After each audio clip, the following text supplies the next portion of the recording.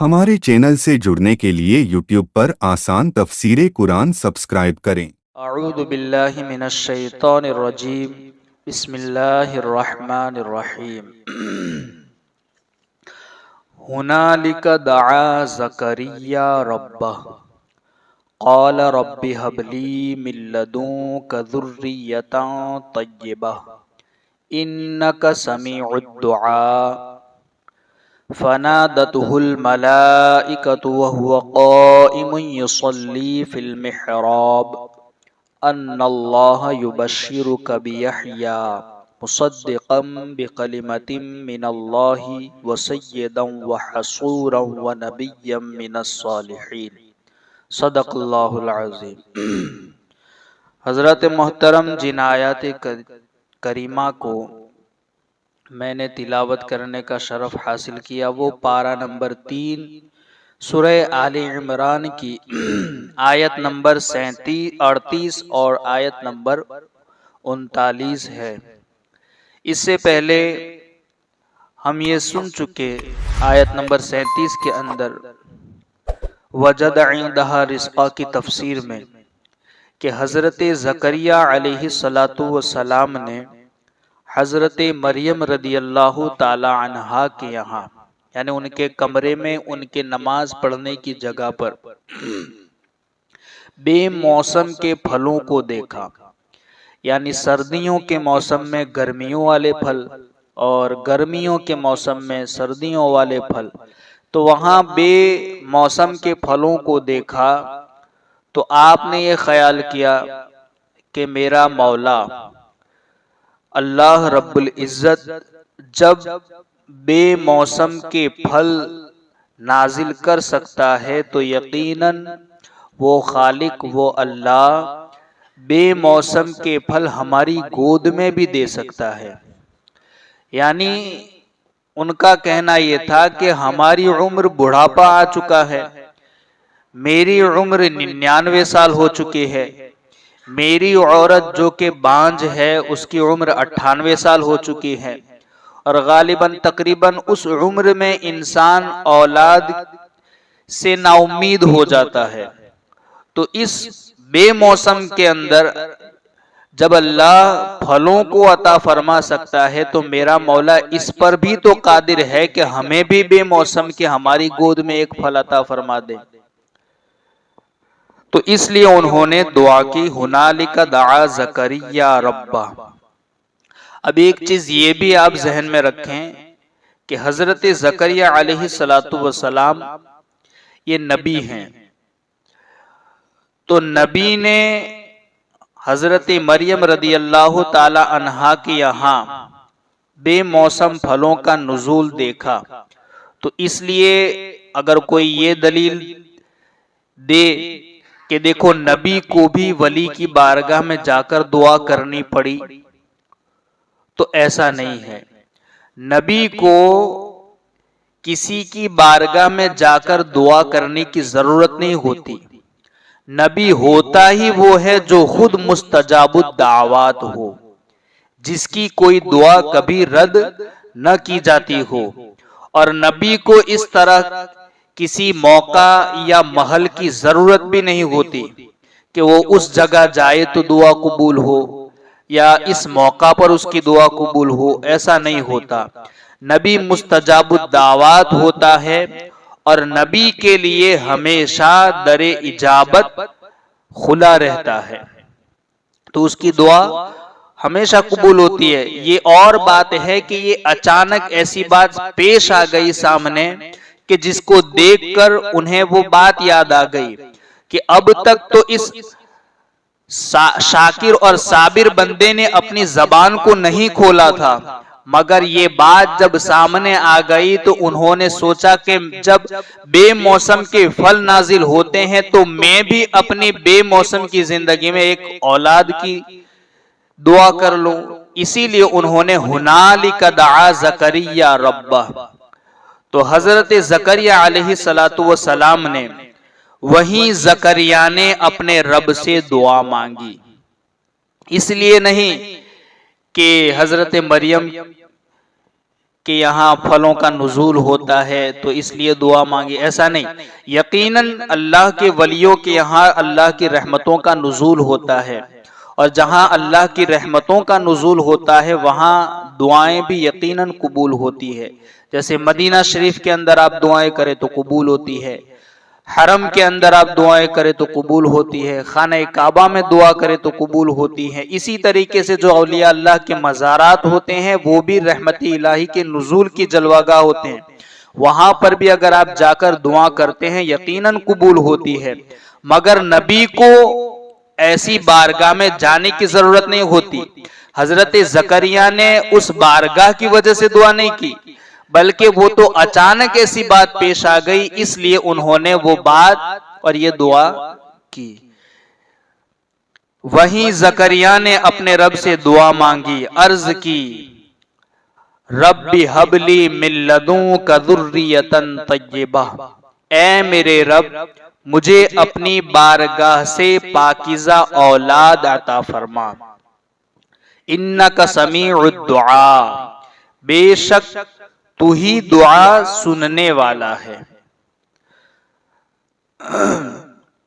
اب یہاں دیکھیں کہ حضرت زکریا علی نبینا و علیہ الصلاۃ والسلام نے جب اس جگہ پر اللہ تعالی کی کرم نوازی دیکھی تو وہیں یعنی بیت المقدس کے محراب، اب محراب سے مراد اس طرح کا محراب نہیں بلکہ محراب سے مراد ہے وہ کمرہ جہاں نماز پڑھی جاتی ہے، تو محراب میں دروازے بند کر کے پاکیزہ اولاد کی دعا مانگی حضرت زکریا علیہ الصلوۃ والسلام نے۔ اب اس آیت کریمہ کے اندر چند چیزیں معلوم ہوئی۔ نمبر 1، جس جگہ رحمت الہی کا نزول ہوا ہو وہاں دعا مانگنی چاہیے، جیسے جس مقام پر حضرت مریم رضی اللہ تعالی عنہا کو غیب سے رزق ملتا تھا وہیں حضرت زکریا علی نبینا و علیہ الصلوۃ والسلام نے دعا مانگی، اور اسی وجہ سے خانہ کعبہ، تاجدار رسالت صلی اللہ علیہ وسلم کے روضہ اقدس اور مزارات اولیاء پر دعا مانگنے میں زیادہ فائدہ ہے کہ یہ مقامات رحمت الہی کی بارش برسنے کے ہیں، تو اس لیے وہاں پر دعائیں مانگنے میں زیادہ فائدہ ہے، قبول ہوتی ہے۔ مگر یہ نہیں کہ حضرت زکریا علیہ الصلوۃ والسلام ایک نبی ہے تو نبی کو بھی ایسے مقامات یا ایسی جگہوں کی ضرورت ہے، ایسا نہیں ہے۔ اس آیت سے ہمیں یہ دلیل ملتی ہے اور یہ ثبوت ملتا ہے کہ ہمیں اس طرح جہاں رحمت الہی کا نزول ہو وہیں پر دعائیں زیادہ کرنی چاہیے۔ نمبر 2، علماء کرام نے اس جگہ کو مقبولیت کے مقامات سے شمار کیا، یعنی اس جگہ جہاں دعا قبول ہو علماء کرام نے اسے مقبولیت کے مقام سے شمار کیا ہے، لہذا جہاں اولیاء کرام رحمت اللہ تعالی علیہم کا وجود ہو یا جہاں وہ رہے ہوں وہاں دعا کرنی چاہیے، کیونکہ اولیاء رحمت اللہ تعالی علیہم بکثرت دعا کرتے ہیں اور ان کی دعائیں بھی قبول ہوتی ہیں، تو جہاں وہ رہے ہوں گے وہاں دعائیں ضرور قبول ہوئی ہوں گی، کیونکہ اولیاء اللہ جہاں رہتے ہیں وہاں دعائیں بھی کی ہوگی اور ان کی دعائیں قبول بھی ہوئی ہوگی۔ تو علماء کرام جس جگہ دعا قبول ہوتی ہے ان جگہوں کو ایسی مقبولیت کے مقامات سے شمار کرتے ہیں۔ نمبر 3، حضرت زکریا علی نبینا و علیہ الصلوۃ والسلام نے پاکیزہ اولاد کی دعا مانگی۔ ایک تو یہ ہے کہ ہمارے درمیان بھی کچھ ایسے حضرات ہیں جو اولاد کی وجہ سے پریشان ہے یا جن کی یہاں اولاد نہیں ہے، اولاد ہونے کی دعائیں کرتے ہیں، یا جو اولاد والے ہیں ان کے لیے بھی یہ درس عبرت ہے۔ ہمیں یہ سمجھنا ہے کہ اولاد کے لیے دعا تو کرنی ہے، اور کچھ لوگ ایسے بھی ہیں اولاد طلب کرنے کے لیے نہ جانے کیسے کیسے شکنجوں میں آ جاتے ہیں، اور لوگ ایسے لوگوں کے پاس جاتے ہیں جو شریعت کے خلاف کام کرنے کا حکم دیتے ہیں، تو ایسے لوگوں سے بچنا چاہیے. ہمیں قرآن سے یہ سبق ملتا ہے کہ اولاد کے لیے دعا ہمیں اللہ کی بارگاہ میں آ کر کرنی چاہیے. اولاد کی دعا بھی کرنی چاہیے. اور کیسی دعا کرنی چاہیے؟ نیک اولاد کی دعا کرنی چاہیے. جیسے حضرت ابراہیم علیہ السلام نے بھی اپنی اولاد کے لیے دعا کی، رب ہب لی من الصالحین، اے اللہ مجھے نیک اولاد عطا فرما. حضرت زکریا علیہ السلام نے بھی یہ دعا کی، رب ہب لی من لدنک ذریۃ طیبۃ، کہ اللہ مجھے نیک اولاد عطا فرما. تو نیک اولاد کی دعا کرنی چاہیے. اولاد کے لیے دعا تو کرنی ہی چاہیے، مگر نیک اولاد کے لیے دعا کرنی چاہیے. حضرت زکریا علیہ السلام نے پاکیزہ اولاد کی دعا مانگی. دوسری چیز تو یہ کہ اولاد، حضرت ابراہیم علیہ السلام نے بھی جو دعا کی، انہیں اولاد کب عطا ہوئی؟ 100 سال کے بعد. 100 سال کی عمر میں اللہ نے حضرت اسماعیل علیہ السلام کو عطا فرمایا بیٹی کی شکل میں. حضرت زکریا علیہ السلام کی عمر بھی 99 سال کی ہے، اور ان کی بیوی کی عمر 98 سال کی ہے. اسی لیے تو میرے رب نے کہا ہے لا تقنطوا من رحمت اللہ، کبھی میری رحمت سے نا امید مت ہونا، ہمیشہ اس سے امید لگاؤ، اس کی بارگاہ میں آ کر کے جھکو، یقین کے ساتھ دعا کرو، ضرور میرا رب تمہاری دعاؤں کو قبول فرمائے گا. وہ ہر چیز پر قادر ہے. وہ بے موسم کے پھلوں کو دے سکتا ہے، ہمارے گود میں ایک بیٹا بھی دے سکتا ہے.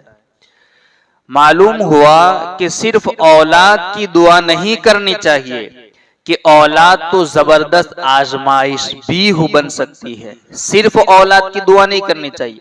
کبھی کبھی ایسا بھی ہوتا ہے کہ ایک انسان اولاد ہی کی وجہ سے بڑی آزمائش میں مبتلا ہو جاتا ہے، تو ایک اولاد بھی آزمائش بن سکتی ہے.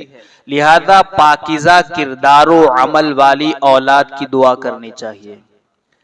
پاکیزہ کردار والی عمل والی اولاد کی دعا کرنی چاہیے، تاکہ اس سے دنیا و آخرت کا سکھ مل سکے، دنیا و آخرت کی بھلائی مل سکے. اور صرف دعا نہیں کرنی چاہیے، دعا تو کرنی ہی ہے، نیک اولاد کی دعا کرنی ہے، اور اس کے بعد ہمیں اس اولاد کو نیک بنائے رکھنے کے لیے نیک ماحول بھی فراہم کرنا ہے. آج لوگ اولاد کو ایسی جگہ بساتے ہیں جہاں دنیاوی منافع زیادہ ہو، جہاں کی آب و ہوا اچھی ہو، جہاں مال و دولت زیادہ ہو، جہاں اسے پھل فروٹ زیادہ ملتے ہو، جہاں کا موسم اچھا ہو. مگر کوئی یہ نہیں سوچتا کہ میں اپنی اولاد کو ایسی جگہ بساؤں جہاں اس سے مسجد قریب ہو، جہاں اسے اللہ اکبر کی صدائیں سنائی دیتی ہو، جہاں اسے ایک پیر کامل کا قرب مل سکے، جہاں اسے علماء کرام کی صحبت مل سکے، جہاں اسے قرآن سیکھنے کا موقع مل سکے. ایسی جگہوں کے لیے لوگ نہیں سوچتے، بلکہ اپنی اولاد کو دنیاوی منافع دیکھ کر کے بسانا پسند کرتے ہیں. اللہ رب العزت کہی سنی باتوں پر عمل کی توفیق عطا فرمائے. انشاءاللہ تبارک و تعالی آیت نمبر 39 کو کل شروع کریں گے. اللہ رب العزت ہمیں کہی سنی باتوں پر عمل کی توفیق عطا فرمائے. اللہم ربنا نور قلوبنا بالقرآن وزین اخلاقنا بالقرآن ونجنا من النار بالقرآن وادخلنا فی الجنة بالقرآن. اللہم ارزقنا تلاوت القرآن، اللہم اہدنا ہدایت القرآن، اللہم ربنا آتنا شفاعت القرآن. وصلی اللہ تعالی علی خیر خلقہ ونور عرشہ محمد وعلی آلہ واصحابہ اجمعین برحمتک یا ارحم الراحمین.